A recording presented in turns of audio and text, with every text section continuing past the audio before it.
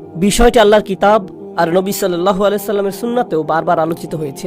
সেই বিষয়টি হলো অনুশোচনা, ক্ষমা প্রার্থনা করা, আল্লাহর কাছে ফিরে যাওয়া। আরবি শব্দটি হলো তাওবা। কোরআনে বহু বহু স্থানে এর উল্লেখ আছে, কিন্তু আমি মূলত একটি স্বীকারোক্তি দিয়ে শুরু করতে চাই। সেটি হলো পৃথিবীর কোনো মানুষই কিন্তু তাওবার ঊর্ধ্বে নয়। আমাদের কেউই নয়, আমাদের কেউই এমন অবস্থানে নেই যে আমাদের আল্লাহর কাছে ক্ষমা চাইবার বা তার কাছে আমাদের কমতির জন্য ফিরে যাবার প্রয়োজন নেই। যেখানে রাসূলুল্লাহ সাল্লাল্লাহু আলাইহি সাল্লাম আমাদের বলেছেন যে তিনি নিজে স্বয়ং আল্লাহর নিকট ইস্তেগফার করেন, তিনি আল্লাহর কাছে প্রতিটি দিন ৭০ বার বা তারও বেশি ক্ষমা প্রার্থনা করেন। তাহলে কিন্তু এমন চিন্তা করার কোনোই সুযোগ নেই যে আমরা আল্লাহর কাছে ক্ষমা চাওয়ার ঊর্ধ্বে উঠে গেছি। এখন বিষয় হলো, অনেকে ভাবতে পারেন যে আল্লাহ রসুল সাল্লাল্লাহু আলাইহি সাল্লাম কেনই বা ক্ষমা প্রার্থনা করবেন? কারণ ক্ষমা তো চাওয়া হয় যখন আপনি কোনো খারাপ কাজ করেন। কেনই বা তবে ইব্রাহিম আলাইহিস সালাম বলবেন ওয়াতুব আলাইনা? তিনি মাত্রই আল্লাহর ঘর নির্মাণ করলেন, আল্লাহ তাকে বিশ্ব মানবতার ইমাম ঘোষণা দিলেন, মূলত তাকে গ্র্যাজুয়েট করে দিলেন, আর তার দুয়াতে এলো ওয়াতুব আলাইনা, আমাদের তওবা কবুল করুন। কিসের জন্য তিনি তওবা করেছেন? এটা কিন্তু খুবই গুরুত্বপূর্ণ প্রশ্ন। এটা আসলে স্বীকারোক্তি বড় বড় নবীদের আলাইহিমুসসালাতু ওয়াসসালাম, আমাদের নবী সাল্লাল্লাহু আলাইহি সাল্লাম সহ, যে আমাদের অনেক ভুল ত্রুটি আছে যেগুলো সম্পর্কে আমরা জানি যে কেবল ভুল করেছি, আর অনেক ভুলও আছে যেগুলো সম্পর্কে আমাদের কোনো জ্ঞানই নেই। আল্লাহ আমাকে আপনাকে আমাদের নিজেদের চাইতেও ভালো করে জানেন। এমনকি আমি আপনি যেই ভালো কাজগুলো করি সেখানেও ত্রুটি থাকে। আমি জানি না আমার কাজ ঠিকঠাক মতো হয়েছে কিনা, কিন্তু আমরা সবাই আর কিছুক্ষণের মধ্যে দাঁড়িয়ে যাব, সবাই সালাত আদায় করব। আর সালাতের শেষে আমরা মনে করতে পারি যে আমরা হয়তো আমাদের উদ্দেশ্য পূরণ করতে পেরেছি, সালাতুল জুমায় সালাতের যে অধিকার তা আদায় করেছি। কিন্তু আমাদের প্রত্যেকের হিসেব খাতায় ফেরেশতা কি লিখছেন সেটা আমরা জানি না। আমরা জানি না এই সালাতে আমরা কত নম্বর পেয়েছি, কতটুকু খুশি ছিল তাতে, কতটুকু মনোযোগ আমরা দিয়েছি, কতটুকু ইখলাস ছিল সালাতে, দুপুরের খাবার নিয়ে কতটুকু চিন্তা করেছি, কিংবা অফিসের প্রজেক্ট আর অন্য জিনিস নিয়ে। তাই বাহ্যত দেখে মনে হচ্ছে আমরা সবাই সালাত পড়েছি, সবাই একই দিকে ফিরে, সবাই কাতারবদ্ধ হয়ে দাঁড়িয়েছি, সালাতের শর্তগুলো পালন করেছি আমরা। কিন্তু ভেতরে সেই সালাতের গুণমানটাও লেখা হচ্ছে, শুধু পরিমাণটাই নয়, ঠিক? আর আমরা জানি না সেটার অবস্থা কি। তাই আমরা যে ভুলগুলোর সম্পর্কে জানি সেগুলোর সাথে সাথে যেগুলো সম্পর্কে জানি না সেগুলোর জন্য আল্লাহর কাছে ক্ষমা চাই। দুটোর সম্মিলিত অবস্থাই হলো এটা। আল্লাহর নবীদের ক্ষেত্রে দেখুন, চিন্তা করুন, আল্লাহ রসুল সাল্লাল্লাহু আলাইহি সাল্লামের চাইতে কে বেশি আল্লাহ আযজা ওয়া জাল্লার দাস হিসেবে তার দ্বীনের সবচেয়ে বেশি খেদমত করতে পারেন? আলাইহিস সালাতু ওয়াস সালাম। কিন্তু তিনি নিজেও সারাক্ষণ চিন্তা করতেন, হয়তো আমি যথেষ্ট করছি না, হয়তো যা করছি তাতে হচ্ছে না, আল্লাহর কাছে আমার ক্ষমা চাইতে হবে আমার সর্বোচ্চ সক্ষমতাটুকু দিয়ে দিতে না পারার কারণে। আর আল্লাহ আযজা ওয়া জাল্লা সর্বক্ষণ কোরআনে আল্লাহর নবীকে সান্ত্বনা দিচ্ছেন যে না না, তুমি ঠিক মতোই করেছো, তুমি যথেষ্ট করেছো, আমি তোমার উপর সন্তুষ্ট, তোমাকে চিন্তা করতে হবে না। কিন্তু আল্লাহর রসুল এর পরেও শান্ত হননি, তারপরেও তিনি আল্লাহর কাছে ইস্তেগফার করেই যাচ্ছেন। এই বিষয় আমি তুলে এনেছি এজন্য যে আমি সহ এখানে কেউই যেন মনে না করি যেহেতু আমি মিম্বারে দাঁড়িয়ে আপনাদেরকে বলছি তাই আমার এসবের দরকার নেই। আপনাদের শুধু প্রয়োজন, সবার মতো আমারও প্রচুর ইস্তেগফার দরকার। প্রত্যেকেরই আল্লাহর কাছে কাকুতি মিনতি করে ক্ষমা প্রার্থনা করা প্রয়োজন। চলুন আমরা প্রথমে সবাই মিলে এই পদ্ধতিটার দিকে একটু লক্ষ্য করি। আমাদের প্রত্যেককে এটা মানতে হবে যে আল্লাহ আযজা ওয়া জাল্লার কাছে ক্ষমা চাইবার আগে আমাদের কিছু পদ্ধতি অবলম্বন করতে হবে। তাই আপনাদের নিকট আমি দুইটা আয়াত নিয়ে কথা বলবো সূরাতুন নিসা থেকে। আয়াত দুটি নিয়ে বলার আগে অল্প করে প্রেক্ষাপটটা বলে নেই। সেটা হলো, এই আয়াতগুলো প্রাথমিক মাদানী যুগের। যখন নবী সাল্লাল্লাহু আলাইহি সাল্লাম মদিনাতে হিজরত করলেন, তখন নতুন মুসলিম সমাজের একদম শুরুর দিকে নাজিলকৃত আয়াতগুলো, যেগুলোতে সমাজের আইন কানুন বর্ণিত আছে, সেগুলো সবই ছিল মূলত সূরাতুন নিসাতে। যেমন সূরা নিসাতে নাজিল হয়েছে উত্তরাধিকার সম্পর্কিত আইন, কিছু সামাজিক আইন নাজিল হয়েছিল, নারী পুরুষের পারস্পরিক মিথস্ক্রিয়া কেমন হবে, নারী পুরুষের মধ্যে শৃঙ্খলা আর নির্লজ্জতার শাস্তি সম্পর্কে বিস্তারিত আলোচনা হয়েছে। এই সব কিছু গুনাহ আর কিছু বড় পাপ যেমন জিনার আলোচনা করা হয়েছে। আর এর পরপরই তাওবার এই আয়াতগুলো এসেছে, আল্লাহর কাছে ক্ষমা চাইবার আয়াত। এর মানে হলো আল্লাহ আপনার কাছে কিছু জিনিস আশা করেন, যদি সেগুলো পূরণ করতে না পারেন তবে আপনাকে তাওবা করতে হবে। আমি সেই আয়াতগুলোতে ফিরে আসছি, কিন্তু তার আগে কয়েক মিনিটের জন্য অন্য পথে যেতে চাই। দেখুন, আমরা সবাই গুনাহগার, এর কোনো ব্যতিক্রম নেই। আমরা সবাই পাপ করি। হয় আমরা সরাসরি পাপ করি, মানে আল্লাহ যা চান না সেটা আমরা করি, যা দেখা উচিত না সেটা আমরা দেখি, এমন জিনিসে বিনোদন নেই যেগুলো আমাদের জন্য জায়েজ নয়, মুসলিমদের জন্য সেটা উচিত নয়, এমন বিষয়ে সময় অপচয় করি যেখানে করা উচিত নয়, কখনো কখনো প্রশ্নবিদ্ধ উপায়ে অর্থ উপার্জন করি। মুসলিমরা আমরা এমন সব ব্যবসায় জড়িত হয়ে যাই এমন সব লেনদেন করি যেগুলো সম্পর্কে জানি যে সেটা প্রশ্নবিদ্ধ, তবু আমরা সেগুলো করতেই থাকি এই যুক্তিতে যে দেশের অর্থনৈতিক অবস্থা খারাপ। কি আর করব বলুন, আমাদের পরিবারকে তো খাওয়াতে হবে। এগুলো জায়েজ করতে আমরা প্রচুর অজুহাত দাঁড় করাই, এগুলো ব্যবসায়িক লেনদেন হোক বা না হোক। এছাড়া শুধু তাই নয়, আমরা অনেক সময় আমাদের পরিবারের সাথে অন্যায় আচরণ করি। আমাদের স্ত্রী, আমাদের সন্তান, আমাদের ভাই, আমাদের কাজিনদের সাথে আমরা দ্বন্দ্বে জড়িয়ে পড়ি। উত্তরাধিকার নিয়ে অন্যায়ভাবে ঝগড়া শুরু করে দেই। কত ধরনের অন্যায় কাজই তো আমরা করি। আর আমাদের দৈনন্দিন জীবনেও আমরা সহজেই রেগে যাই, মুখের ভাষার নিয়ন্ত্রণ হারিয়ে ফেলি, বাজে শব্দ ব্যবহার করি, একে অন্যের গীবত গাই, আমরা মিথ্যা বলি, ছোটখাটো মিথ্যাকে গুরুত্বপূর্ণ মনে করি না, তাই না? আপনার বস ফোন দিয়েছে, আপনি ঘর থেকে বেরই হননি, কিন্তু আপনি বললেন আমি একদম অফিসের কাছেই। না, আপনি তো অফিসের কাছে নন, আপনি 10 মাইল দূরে। কিন্তু বসকে একটু মিথ্যা তো বলতেই হবে, তাই না? আমরা এসবকে তেমন কিছু মনে করি না। তাই কেউ যদি বসে বসে নিজের যত পাপ আছে সব নিয়ে চিন্তা করে, অন্তত যেগুলো মনে পড়ে সেগুলো নিয়ে। মনে আছে খুতবার শুরুতে বলেছিলাম, অনেক পাপ আছে যেগুলো আমরা মনেও করতে পারি না। এত পাপ আছে যা আল্লাহ আমাদের থেকে ভালো জানেন যে কোথায় আমাদের পাপ হয়েছে। আর এগুলো তো শুধুই গুনাহের কাজগুলো, কিন্তু আমাদের ভালো কাজে যেসব ভুল হয়েছে সেগুলো তো অগণিত। অন্য ভাষায় বললে, যেমন আমি বললাম সালাত, দুয়া, অজুর মতো সহজ জিনিসগুলো, আমাদের অজুতে কত রকম ভুল ছিল, আমাদের সালাতে কতগুলো ত্রুটি ছিল, আল্লাহর কাছে দোয়ার সময় আমরা কতটুকু মনোযোগ দিচ্ছিলাম। খুব জনপ্রিয় একটা ঘটনা মনে পড়ে গেল, আমি প্রায় এটা বলি। আলী রাদিয়াল্লাহু তাআলা আনহু এক লোকের পাশ দিয়ে যাচ্ছিলেন, সে ইস্তেগফার করছিল, সে শুধু আল্লাহকে ক্ষমা করতে বলছিল আস্তাগফিরুল্লাহ আস্তাগফিরুল্লাহ আস্তাগফিরুল্লাহ। সে শুধু এটা বলেই যাচ্ছিল, মুখস্থ বলছিল। আর তিনি তাকে দেখে বললেন, তোমার ইস্তেগফার প্রয়োজন, তাই না? যেভাবে আল্লাহকে বলছো ক্ষমা করতে, কি এসব? তুমি শুধু পাখির মতো উচ্চারণ করেই যাচ্ছ, এর অর্থ সম্পর্কেও তুমি জানো না।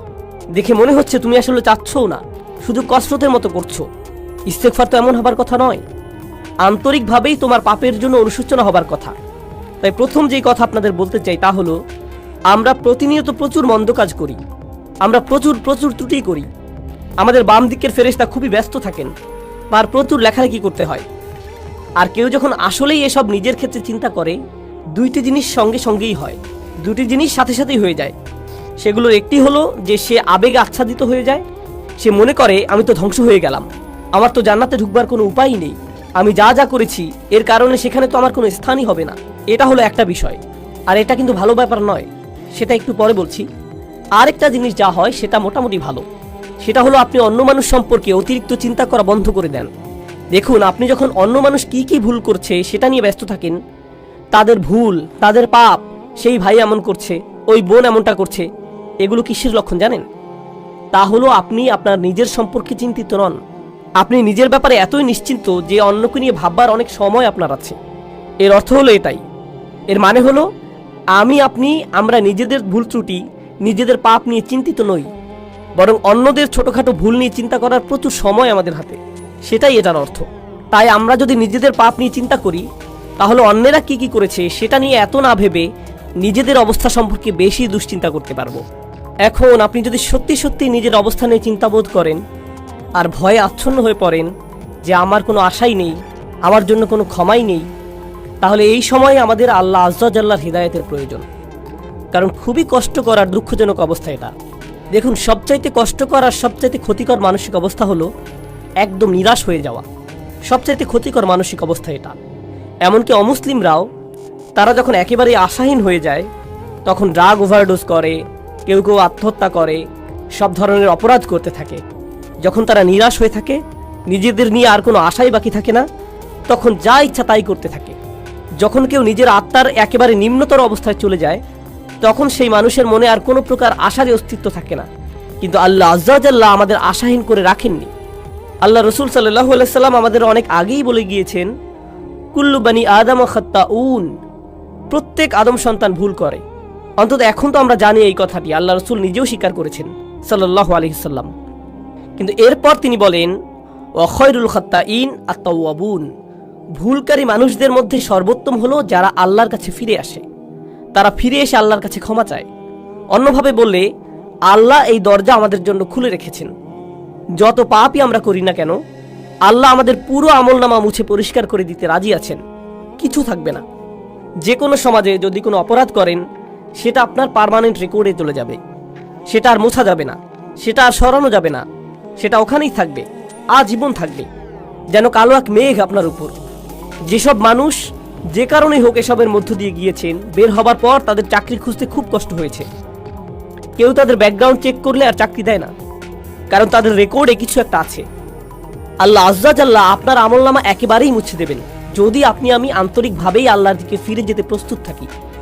যদি আসলেই আমরা চাই এমনটা, আমরা যদি সত্যি আন্তরিক হই, তবে আল্লাহ সুবহানাহু ওয়া তাআলা শুধু কথার কথা বলছেন না, তিনি আসলেই আন্তরিক এক অন্তর চান, যে তার দিকে ফিরে আসবে, এমন অন্তর যা তার নিজের কীর্তির ব্যাপারে সত্যিকার অর্থে লজ্জিত থাকবে। যদি আমরা এমন করতে পারি, তবে আল্লাহ একেবারে শুরু থেকে শুরু করবেন আমাদের জন্য, একেবারেই ফ্রেশ স্টার্ট দেবেন। এই আশার আলোই আল্লাহ আজ্জা জাল্লা আমাদের সূরাতুল ফুরকানে দিয়েছেন। তিনি আসলেই চরম পদক্ষেপ নিয়েছেন এখানে। তিনি শুধু বলছেন না যে আমাদের পাপ ক্ষমা করে দিবেন, তিনি বলছেন ফাউলাইকা ইউবাদদিলুল্লাহু সাইয়্যাতিহিম হাসানাত, সেসব মানুষ যারা আসলেই আল্লাহর কাছে ফিরে তওবা করে, আমি তাদের সকল পাহাড় পরিমাণ পাপ কর্ম নিয়ে ভালো কাজে পরিবর্তন করে দেব। অন্যভাবে বললে, শুধুমাত্র আন্তরিকভাবে যদি আপনি আল্লাহর কাছে ফিরে আসেন, তবে আপনাকে যে শুধু লাখো পাপ কর্মের জন্য উত্তর দিতে হবে না তা নয়, বরং তিনি আপনার লাখো পাপ কাজকে লাখো পুণ্যে রূপান্তরিত করে দিবেন। শুধুমাত্র আপনি তাওবা করেছেন এই জন্য, শুধুমাত্র এটার জন্যই, শুধুমাত্র এই একটি জিনিস তিনি আমাদের থেকে চাচ্ছেন। আল্লাহ আজ্জা জাল্লা আমাদের জীবন আর কতই বা সহজ করবেন। দেখুন, যেসব মানুষ সারাক্ষণ গুনাহ করতেই থাকে, শয়তান তাদের কাছে এসে বলে তুমি তো এমনিতেও জাহান্নামে যাবে, তার চেয়ে বরং আনন্দ করেই নাও। শয়তান আসলেই এমন বলে, আর তারাও এভাবেই চলতে থাকে।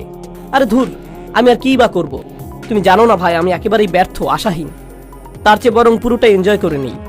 শয়তানের প্রত্যেকটি ওয়াসওয়াসা শুনি, ফাটাফাটি করেই যাই দুনিয়া থেকে, জীবন তো একটাই, এরপর মরে যাব, এটাই হলো তাদের চিন্তা। এমন মানসিকতার জন্য আপনাকে অভিনন্দন। আল্লাহ আজ্জা জাল্লা আমাদেরকে কি বলছেন? ইল্লা মান রাহিমা রাব্বুক ওয়ালিযালিকা খালাকাহু মা ইয়াফআলুল্লাহু বিআযাবিকুম। আল্লাহ বলছেন, তোমাদেরকে শাস্তি দিয়ে আল্লাহ কি পাবেন? মনে করো আল্লাহ চান তোমাদেরকে শাস্তি দিতে? আল্লাহ আমাদের কোরআনে এই প্রশ্ন করছেন যে আমাদেরকে শাস্তি দিয়ে তার কি লাভ হবে? এই জন্য তো তিনি তোমাদের বানাননি, এই জন্য তো তিনি তোমাদের সৃষ্টি করেননি। আরেক স্থানে আল্লাহ বলছেন, শুধুমাত্র তাদের ক্ষমা করে দেবার জন্যই তিনি তাদের সৃষ্টি করেছেন। অর্থাৎ তাদের তিনি সৃষ্টি করেছেন তাদের প্রতি করুণা করার জন্যই। তিনি আমাদের সৃষ্টি করেছেন যেন আমরা তার করুণা অর্জন করতে পারি। তিনি বলেননি তিনি আমাদের জাহান্নামের জন্য বানিয়েছেন, তিনি আমাদের করুণা অর্জনের জন্যই বানিয়েছেন। তিনি আমাদের করুণা করতে চান, এই জন্য এই দরজা খুলে রেখেছেন তিনি।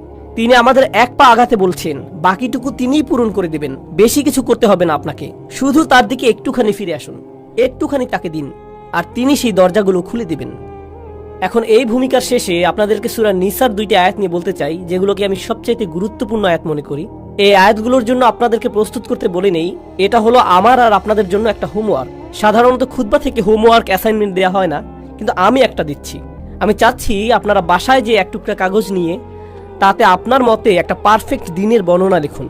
যদি আজকে রাতে ফেরেশতা আসে আপনার আত্মা নিয়ে যেতে, যদি মৃত্যুর ফেরেশতা আপনার জান কবজ করতে আজকে রাতে আসে, আর মুসলিম হিসেবে দিন যেমন হওয়া উচিত ঠিক তেমনটি আমার ছিল কিনা, তাহলে আমি অন্তত বলতে পারবো যে আমি মুসলমানের মৃত্যু পেয়েছি, আমি পুণ্যবান মৃত্যু পেয়েছি, সুন্দরভাবে মারা গিয়েছি। এরকম দিন দেখতে কেমন হবে? কোন সময় ঘুম থেকে উঠবো আমি? আমার স্ত্রী সন্তানদেরকে কি বলবো? কোন সময়ে আর কোথায় নামাজ পড়বো আমি? হয়তো আমি অফিসেও যাব সেদিন, কিন্তু সেখানে আমার আচরণ কেমন হবে? সেক্রেটারির সাথে কিভাবে কথা বলবো? আমার চোখ কোথায় থাকবে? আমি কম্পিউটারে কি দেখব?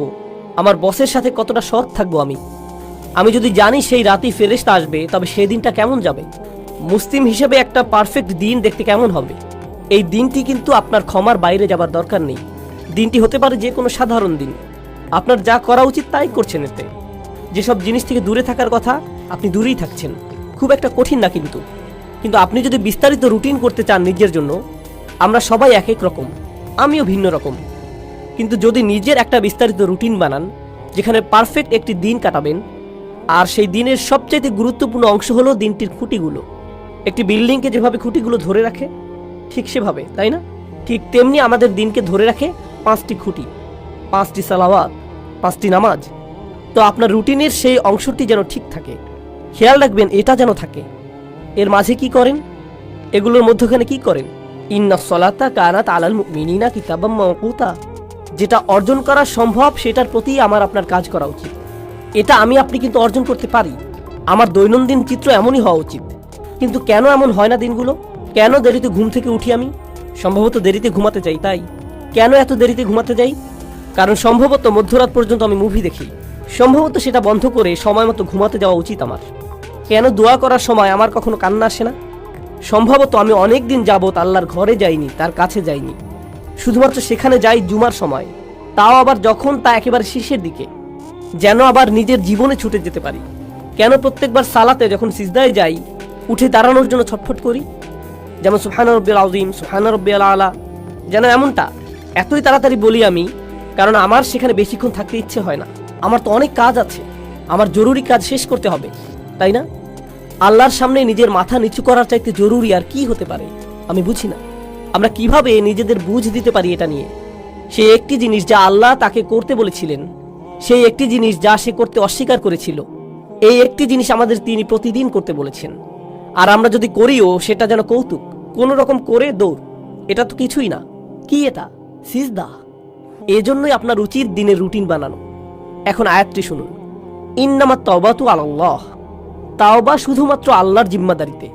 আল্লাহ যে শব্দটি বলেছেন ইন্নামা কালিমাতুল হাসাল বিহাদিহিল আয়াহ, এই শব্দের মানে কি? এর মানে হলো আল্লাহ যা বলবেন এখন তা হলো একটি বিশেষ চুক্তি, শুধুমাত্র নির্দিষ্ট কিছু ব্যক্তির উপর কার্যকর করা হবে, সবার জন্য এটা না। এটা শুধুই তাদের জন্য যাদের বর্ণনা এখন দেয়া হবে। তিনি বলছেন আল্লাহ, কিছুই আল্লাহর উপর বাধ্যতামূলক নয়। আল্লাহ কিছুই করতে বাধ্য নন, শুধুমাত্র যা নিজের উপর বাধ্যতামূলক করেন সেগুলো ছাড়া। তিনি বলছেন আল্লাহ, আল্লাহর উপর এটা বাধ্যতামূলক যে তিনি নির্দিষ্ট ব্যক্তিদের তাওবা কবুল করবেন। আল্লাহ কিছু মানুষের তাওবা কবুল করাকে নিজের উপর আবশ্যক করে নিয়েছেন। কারা এই লোক? লিল্লাযীনা ইয়ামালুনা সুআ বিজাহালাতিন, সেই লোক যারা পাপ করে। এখানে আমি সাধারণ অনুবাদ করে দিচ্ছি, যারা পাপ করে। আল্লাহ মাত্রই বললেন তিনি নিজের জন্য যারা পাপ করে তাদের ক্ষমা করা বাধ্যতামূলক করে নিয়েছেন। তিনি কিন্তু আরও বলেছেন, চলুন দেখি এই লোকগুলো কারা। আর সেটার আগে ইয়ামালুন শব্দের প্রতি একটু মনোযোগ আকর্ষণ করছি।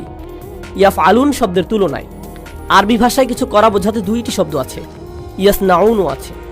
এগুলো সবই কিছু করা বোঝাতে ব্যবহৃত হয়। ইয়ামালুন মানে হলো আপনার উদ্দেশ্য ছিল, এমন না যে আপনার ভুল হয়েছে, বরং আপনি করেছেন, আপনি জানতেন কি করছেন, আপনি ভুল করেছেন। এটা এমন না যে আপনি কিছু একটা বলে ফেললেন কিন্তু বলার সময় খেয়াল ছিল না যে ভুল করছেন, সেটা উদ্দেশ্যহীনভাবে। আমি উদ্দেশ্যের কথা বলছি, এটা কোনো ভুল নয়। তওবার প্রথম ধাপ হচ্ছে আমাকে আপনাকে অন্তত স্বীকার করে নিতে হবে যে পাপ করেছি। অজুহাতের পেছনে লুকানো বন্ধ করতে হবে। আল মাআযিরু মাকাযির, অজুহাত হলো মিথ্যে কথা। অজুহাত মানে এটাই, আপনি যদি অন্তত নিজের সাথে সৎ থেকে বলতে না পারেন যে হ্যাঁ আমি ভুল করেছি, আমি পাপ করেছি, কোনো অজুহাত নেই। যেমন আমি আর অজুহাত দিতে পারবো না, আমি আমার অজুহাতের পেছনে লুকাবো না, তাই না? প্রত্যেকবার কোনো ভুল হয়ে গেলে শয়তান এসে বলে না না এটা তোমার দোষ না, সমাজের দোষ। তুমি অনেক চাপের মাঝে ছিলে, তুমি অনেক চাপের মধ্যে ছিলে, তুমি তখন খুবই রেগেছিলে, তোমার বন্ধুর দোষ ওটা, অমুকের দোষ সেটা, তারা তোমাকে বাধ্য করেছে, সে তোমাকে বাধ্য করেছে, এজন্যই এমনটা হয়েছে, খুবই গরম ছিল সেদিন, খুবই ঠান্ডা ছিল সেই দিন। সুবহানাল্লাহ, কত অজুহাত চলে আসবে আপনার ভেতর। আর যেটা করবেন না তা হলো নিজের ভুল স্বীকার করা। আল্লাহর কাছে ফিরে আসার প্রথম ধাপই হলো আমাকে আপনাকে আমাদেরকে স্বীকার করতে হবে যে আমরা পাপ করেছি।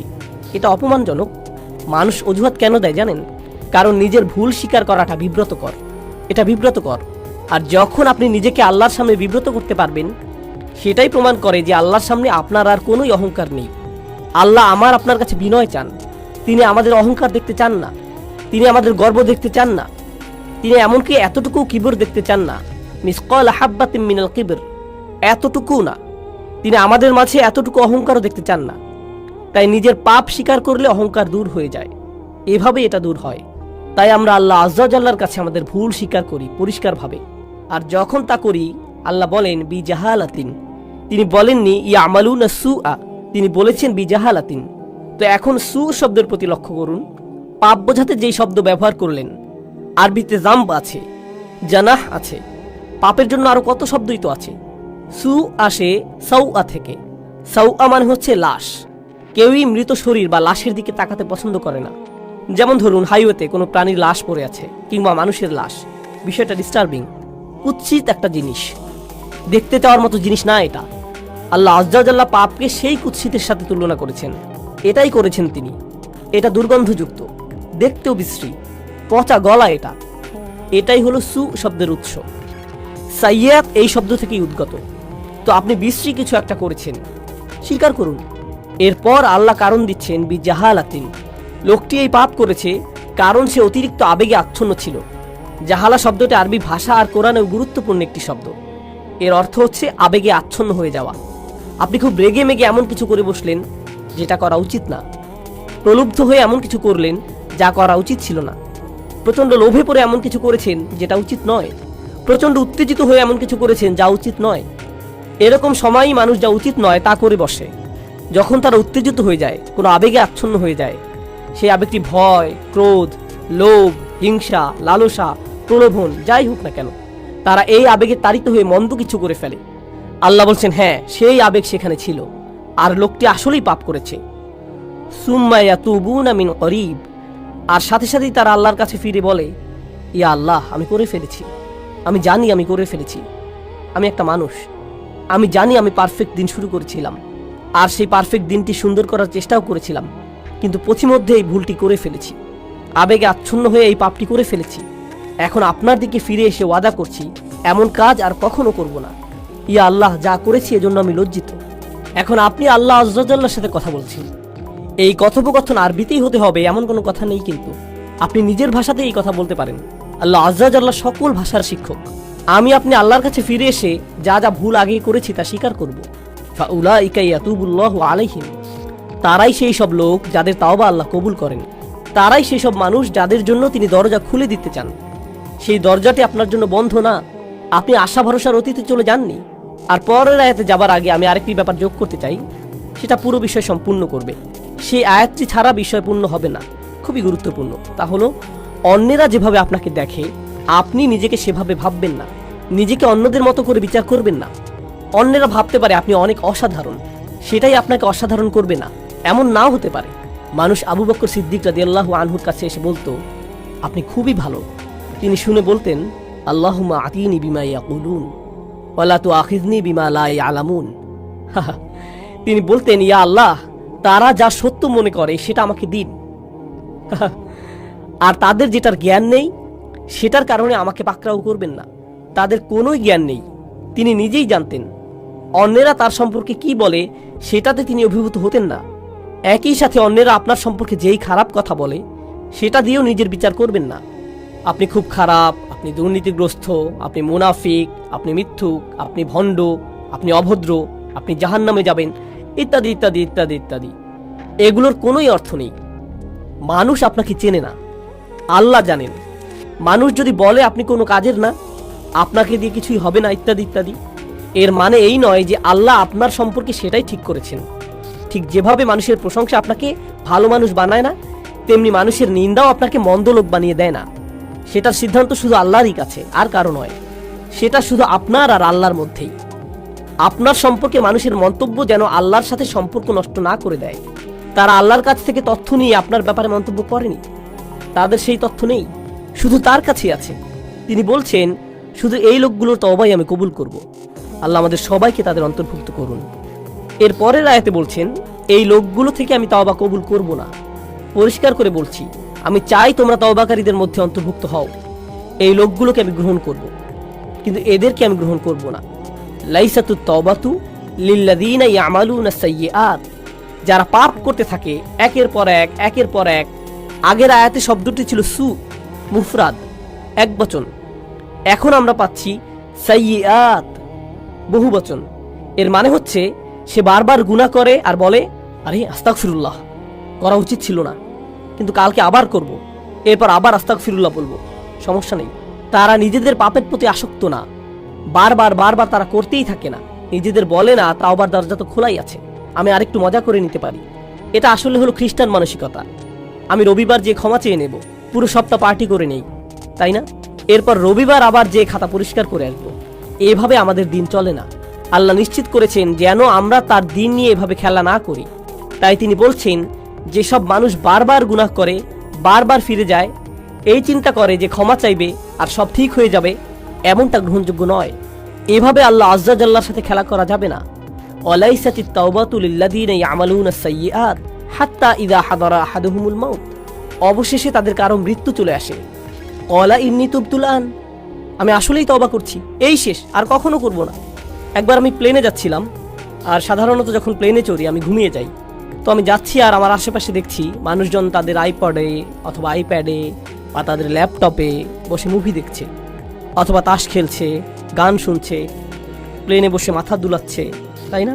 তো ঘুম ভেঙে দেখি প্লেন হঠাৎ 50 ফিটের মতো নেমে গেছে, কেবিনের প্রেশার বদলে গেল, মালাকুল মউতের কাপগুলো নেমে এলো, তাই না? তখন আশেপাশে সবাই কি করতে দেখেন? সবাই দোয়া করছে, একেবারে সবাই, ও আল্লাহ আমি সরি, আমি সরি, আমি সরি। সবাই এমন করছে। কি ধর্ম সেটা আসে যায় না, সবাই দোয়া করছে। এরপর ক্যাপ্টেন ক্ষমা চাইলো, কাপগুলো উপরে উঠে এলো, প্লেন আবার স্থির হলো। এরপর কি হয় বলুন তো? প্লে বাটন আবার চাপ দেয়। আর অসাধারণ সিন দেখছিলাম তো আমি, আবার তারা স্বাভাবিক হয়ে যায়। এটাই হলো আল্লাহ আজ্জা জাল্লার সাথে ক্রিয়া কৌতুক। মৃত্যু যখন চলে আসে তখন তারা ক্ষমা প্রার্থনা করতে থাকে, ইন্নী তুবতুল আন ওয়ালাল্লাযীনা ইয়ামুতুনা ওয়া হুম কুফার। কিংবা তারাও না যারা অবিশ্বাসী অবস্থায় মারা যায়, মানে যারা তাওবা নিয়ে খেলা করে আর যারা কুফার অবিশ্বাসী অবস্থায় মারা যায়, আল্লাহর কাছে দুটোই সমান। তিনি তাদের একই আয়াতে ফেলেছেন, একইভাবে বিচার করছেন তাদের। আমি তাদের তওবা কবুল করব না যারা অবিশ্বাসী অবস্থায় মারা যায়, আর আমি তাদেরও ক্ষমা করব না যারা বারবার পাপ করতেই থাকে, মনে করে যে খেলা করছে। তারা বারবার করতেই থাকে, শুধুমাত্র তারা মনে করে যে তারা পার পেয়ে যাবে, কিন্তু এমনটা হবে না। উলাইকা আ'তাদনা লাহুম আযাবান আলীম, তারাই সেই সব মানুষ যাদের জন্য কষ্টকর শাস্তি প্রস্তুত করেছি। আল্লাহর সাথে আমাদের আচরণ হবে প্রথমত নিজের ভুল স্বীকার করা, দ্বিতীয় ধাপ আল্লাহর দিকে ফিরে যেয়ে তার কাছেই পাপ থেকে বের হবার দোয়া করা, আর তিনি সেটা করবেন। আপনি বলবেন না যে গুনাহটি আমার থেকে বেশি শক্তিশালী, কারণ আল্লাহ বলছেন লা ইউকাল্লিফুল্লাহু নাফসান ইল্লা উসআহা, আল্লাহ কারো উপরই সাধ্যাতীত বোঝা চাপিয়ে দেন না। আপনি সামলাতে পারবেন বলেই আপনাকে মানুষ হিসেবে বানানো হয়েছে। আপনি আপনার পাপের চাইতে শক্তিশালী, আল্লাহ আজ্জা জাল্লা সেটা জানেন। আপনি নিজেকে প্রবোধ দেবেন না, নিজেকে ভুল বুঝিয়ে বেঁচে যাবেন না। আপনি যেই পাপে জর্জরিত থাকেন না কেন, আপনি সেটার চাইতে শক্তিশালী। এটাই আল্লাহ আমার আপনার জন্য করেছেন। তিনি আমাদেরকে সম্মানিত করেছেন। তিনি আমাদেরকে সম্মানিত না করলে আমাদের পাপ আমাদের চাইতে শক্তিধর হয়ে যেত, শয়তান আমাদের চাইতে ক্ষমতাধর হয়ে যেত। ইন্না ইবাদি লাইসা লাকা আলাইহিম সুলতান, আমার বান্দার উপর তোমার কোনো কর্তৃত্বই থাকবে না। আল্লাহ শয়তানকে বলেছিলেন তোমার কোনো কর্তৃত্ব থাকবে না তাদের উপর, অর্থাৎ সমস্ত মন্দের উৎস শয়তানের কোনো ক্ষমতাই নেই মানুষের উপর। তাই আমাদের অজুহাত দেবার আর কোনো কারণ নেই। আপনি আপনার পাপ স্বীকার করুন, আমরা আল্লাহর দিকে ফিরে গিয়ে আমাদের ভুলকে মেনে নেই। এরপর আন্তরিকভাবে আল্লাহর কাছে ওয়াদা করুন যে এসব থেকে দূরে থাকবেন। আন্তরিকভাবে আল্লাহর কাছে ওয়াদা দিন এসব থেকে দূরে থাকবার। আপনার ক্ষমতায় যতটুকু আছে তা দিয়ে জীবন বদলে দেবার চেষ্টা করুন। সেই পাপ থেকে দূরে থাকুন, সেটা মন্দ বন্ধুদের থেকে আসুক, কিংবা কম্পিউটারের সাথে একা থাকার মাধ্যমে হোক, কিংবা অফিসের কলিগদের থেকে, যেখান থেকেই আসুক না কেন, আপনার জীবন থেকে সেসব বদলানোর চেষ্টা করুন। এটাই হলো তাওবা। সেটা অলসতার তাওবা হতে পারে। আপনি হয়তো ফজরের অনেক পরে উঠে কাজা পড়েন, আহা কাজাটা পরে নেই, তবে এটাই আপনার কাছে নর্মাল হয়ে গেছে, সিরিয়াসলি আর নেন না এটা। আপনি বলেন আমি চেষ্টা করেও পারি না। অবশ্যই পারেন। রাতে মুভি দেখা বন্ধ করে আল্লাহর সামনে দাঁড়ান, অজুহাত দেওয়া বন্ধ করুন, নিজেকে প্রবোধ দেওয়া বন্ধ করুন। আল্লাহ আজ্জা জাল্লা এই জাতিকে তখনই উপরে তুলবেন যখন এই জাতি তওবার জাতি হবে, যখন আমরা আমাদের তওবা দ্বারা পরিশুদ্ধ হব। আল্লাহ আজ্জা জাল্লা আমাদের সবাইকে তার ক্ষমা চাইবার ক্ষেত্রে আন্তরিকতা দান করুন। আল্লাহ আজ্জা জাল্লা আমাদের তওবা গ্রহণ করুন, দিনে দিনে আরো ভালো মুসলিমে পরিণত করুন। আল্লাহ আজ্জা জাল্লা যেন আমাদের শক্তিশালী সুন্দর মুসলিম পরিবার গড়ে তোলার সামর্থ্য দেন, যারা এই দিনের সৌন্দর্য বিশ্বের সামনে তুলে ধরতে পারবে। বারাকাল্লাহু লি ওয়া লাকুম ফিল কুরআনিল হাকিম ওয়া নাফা'নি ওয়া ইয়্যাকুম বিল আয়াতি ওয়া যিকরিল হাকিম।